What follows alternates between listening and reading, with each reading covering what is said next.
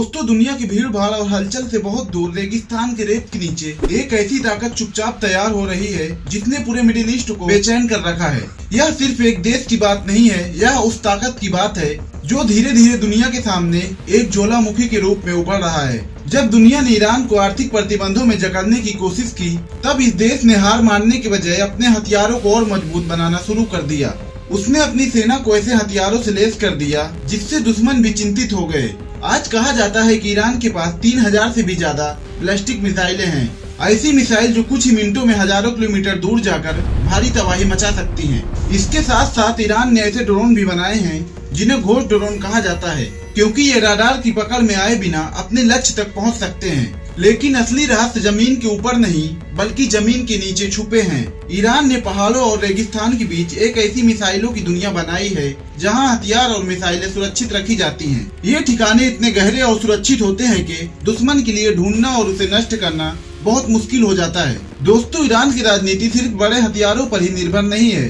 उसकी सेना असममित युद्ध यानी अलग तरीके की युद्ध की काम करती है। इसका मतलब है कि छोटी छोटी ताकतों से भी बड़े दुश्मन को चुनौती देना।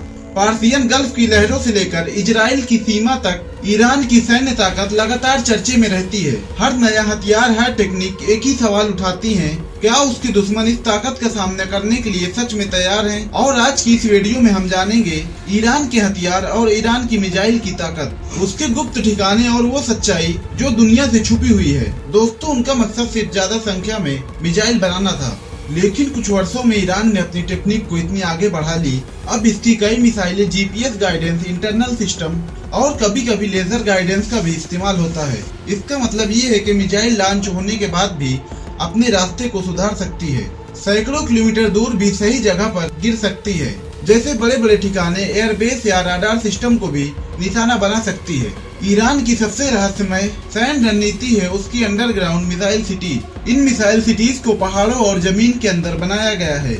इनके अंदर लंबी सुरंगें, missile storage system, launch platform और कंट्रोल रूम भी होते हैं। इनका मकसद है कि दुश्मनों के हवाई हमलों से मिसाइलों को बचाना, जरूरत पड़ने पर तुरंत मिसाइल लॉन्च करना और मिसाइल को गुप्त रखना। खुर्रमशहर को ईरान के सबसे खतरनाक बैलिस्टिक मिसाइल में गिना जाता है। इसकी लंबाई लगभग 13 मीटर और वजन की बात करें तो लगभग 20 टन बताया जाता है।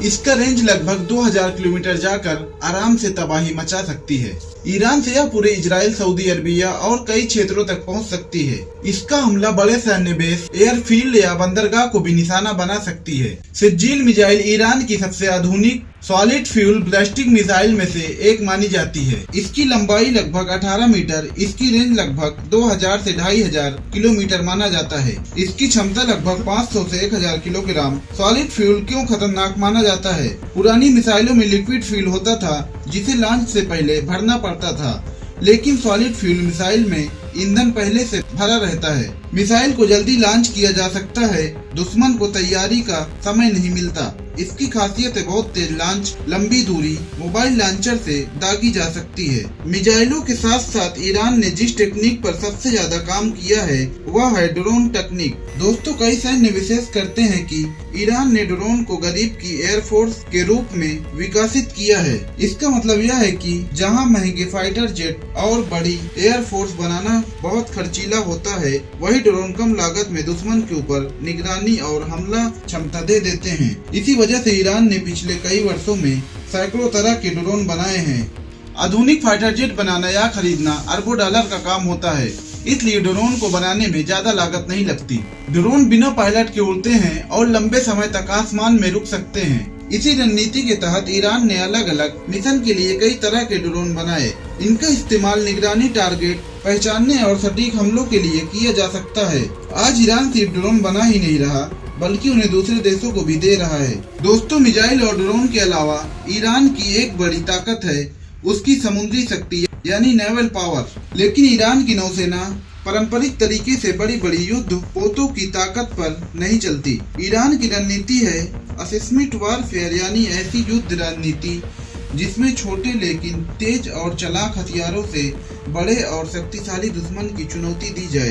ईरान की नौसेना के पास हजारों हाई स्पीड अटैक बोट बताई जाती है। ये नावें आकार में छोटी होती हैं लेकिन बेहद तेज और खतरनाक हथियारों से लैस होती हैं।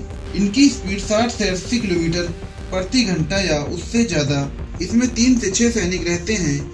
इनके पास हथियार एंटी-शिव मिसाइल, मशीन गन और रॉकेट लॉन्चर और ये हमला करती हैं। इन नावों का सबसे बड़ा हथियार है स्वार्म अटैक